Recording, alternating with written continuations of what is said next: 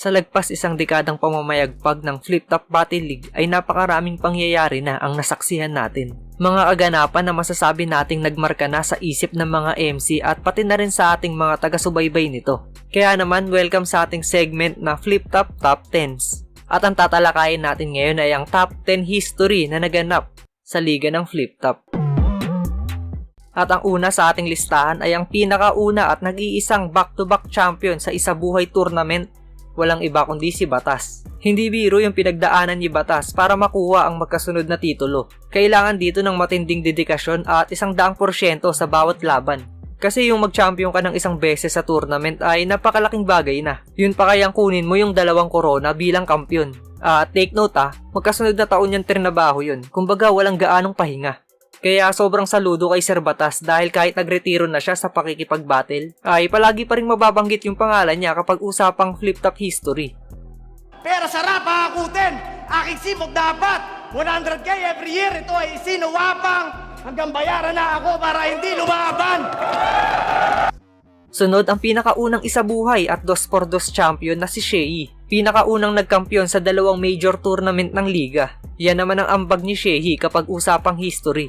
Marami ang nagduda sa kakayahan niya dahil sinasabi ng ilan na si Smaglas lang daw yung nagdala sa 2x2 run nila kaya nakuha nila yung kampyonato. Pero pinatahimik nga ni Shehi lahat ng haters nang magawa rin niya magkampiyon sa isabuhay tournament nang wala sa tabi niya si Smaglas.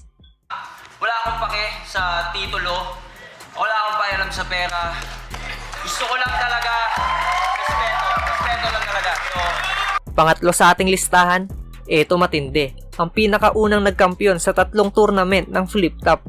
Flip Top tryouts, isabuhay at 2x2. Lahat ng yan ay pinagharian ni MZite. Kaya nga para sa akin, isa si MZite sa pwedeng tawagin na almost complete package na MC. Champion ng tryouts gamit ang old school format, yung freestyle habang may sinasabayan na beat. 2x2 champion, ipinakita niya dito na kaya niyang mag-adjust kapag may kasama ng may pagdigma sa entablado. At ang huli, kinuha rin niya ng mag-isa ang corona ng isabuhay. Tapos pati sa music may tira din to. Kaya naman pati siguro kayo ay sasang-ayon na isa si MZite sa mga kompleto Ricados na battle MC. Sa pang-4 na pwesto, ang first 3-way battle sa Flip Top. Way back 2011 ay naging usap-usapan ang 3 may init na MC. Yun nga ay sina Looney, Delo at Balakid. Nung mga panahon na to, marami ang gustong makakita na maglaban ang hari ng tugma at hari ng rebuttal para matuldukan na ang mga katanungan na kung sino ba ang mas matibay na kalasag sa kanilang dalawa. Pero kasabay nito, ang pag-angat din ng pangalan ni Balakid dahil sa lalim at bigat ng mga bara na ipinapamalas niya sa kada battle. Kaya naman noong Ahon 3 ay ikinasana ni Enigma ang battle sa pagitan nilang 3.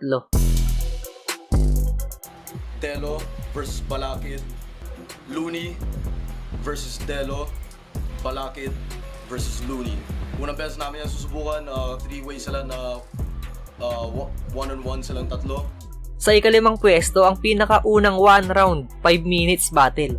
Naganap ito noong magkatapat si Apex at Balakid sa pinakaunang Universikulo event. Tig-1 round lang yung ibabanat nila pero tatagal naman ito ng 5 minuto. Naiiba kumpara sa typical na 3 rounds battle. Sobrang naging classic ng battle na to dahil kakaibang style clash ang ipinakita nila sa atin. Sa ika-6 naman ang first ever 5-on-5 battle. Ito ay sa pagitan ng Calabarzon at Central Luzon Division. Naging panggulat sa gabi yung battle na to. Pinangunahan ni Tipsy D at 3D yung Central Luzon, habang Vintage Saito at Ratrat ni Rapido ang pinanggiba ng Calabarzon. Sa huli, mas nangibabaw ang chemistry ng Calabarzon boys at sila ang nag-uwi ng panalo. Pero walang duda, sobrang tindi ng ganong battle. Sana ay maulit pa yung 5-on-5 sa Flip Top. First time in the world, 5-on-5! Sa ika-7 pahina, ang pinakaunang Royal Rumble na naganap sa Flip Top. Pinagtapat ni Enigma si Lamot, Sibil, Lanceta, Dilim at Cripply para maisagawa ang Royal Rumble. At hindi nila tayo binigo dahil iba't ibang estilo yung nasaksihan natin sa laban na yun. Pero sa huli, si Mot ang nakasungkit ng panalo. Sa ika-8 pwesto naman, ang 4 rounds battle ni Apex at Aklas. Mukhang bitin sa tig-3 ikot ng laro si Apex at Aklas kaya naman napag-usapan nila na dagdagan pa ng tig-1 round ang banat nila. Promo lang ang battle na to pero kay Enigma na mismo nang galing na napaka-solid ng naging laban. Promo lang yung battle na yan pero puta na, yan yung buong racial lyricismo, Flip Top. Nakalista naman sa pangsyam ang First MC versus PMC 2-on-2 battle. Ito ay sa pagitan nila Lil Sisa at Hearty the Bomb kontra kila Rapido at Mox1. Very entertaining yung naging battle at the same time ay makikita mo pa rin yung skills sa kanila. At yun, si Sir Enigma ang may kasalanan ng lahat. Dagdag ko lang para sa mga hindi nakakaalam. Dati nang naglaban si Lil Sisa at Hearty the Bomb at ganun din si Rapido at Mox1.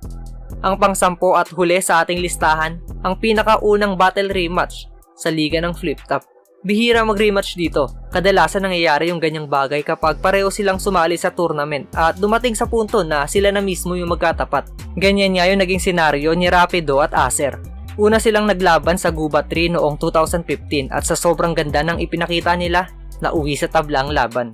At makalipas nga ang isang taon ay pareho silang sumali sa Isa Buhay tournament at nasa iisang bracket pa sila. Kaya naman pagkatapos nilang manalo sa unang yugto ng torneo, sila na muli ang nagkatapat. Ang pangalawang laban nila ay ginanap sa Aspakan 4 noong 2016 at sa punto na to, si Acer na ang tinanghal na panalo. At ayan nga ang top 10 history na naganap sa Flip Top. Sigurado na marami pa dito ang hindi na isama kaya abangan nyo dahil gagawa natin to ng part 2. Isa sa dahilan kaya ginawa ko ang video na to ay para magbalik tanaw at sariwain ang mga solidong battle sa Flip Top. Kaya kung na-miss mo ang mga battle na to, anytime pwede mo yung balikan at panoorin. Hanggang dito na lang ang ating usapan. Kung may alam din kayong history na naganap sa Flip Top, pwede nyo yan i-comment sa ibaba at babasahin nating lahat yan. Huwag mo rin kalimutan i-like ang video na to at mag-subscribe sa ating YouTube channel.